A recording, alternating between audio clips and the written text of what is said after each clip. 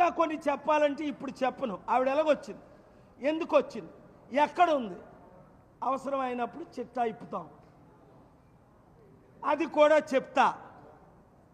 ఇప్పుడు ట్రంప్ భార్యని కొడుకుని మూడో పిల్లం, ఆయనకి మొదటి భార్య కూడా కాదు, ఇక్కడ ట్రంప్నే ఫాలో అవుతున్నాడు పవన్ కళ్యాణ్. ఇక్కడ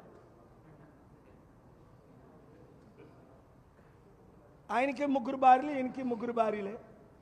ఇప్పుడున్న భార్య క్రిస్టియన్, పాపం చాలా బాధపడుతుంది. పవన్ కళ్యాణ్ వదిలేస్తుంది, నేను సనాతన ధర్మం అంటే ఎక్కువ. పాస్పోర్ట్స్ ఇచ్చేయకపోతే మళ్ళీ వాళ్ళ దేశం ఆవిడ వెళ్ళిపోద్ది, రష్యా, సోవియట్ యూనియన్. వద్దు, ఇలాంటి రిలీజియస్ గొడవలు మనకు వద్దు. తమ్ముడు పవన్, నువ్వు ఒక మంచోడిగా మిగిలిపో చరిత్రలో. నువ్వు ఎలాగా లైఫ్లో ఏం అవ్వలేవు, ఏదో ప్యాకేజ్ స్టార్తో డిప్యూటీ సీఎం అయ్యావు. అక్కడ ట్రంప్ని ఫాలో అవ్వద్దు, ఎక్స్ట్రీమిస్ట్ అవ్వద్దు. ప్రపంచానికి శాంతిని తీసుకొచ్చాను.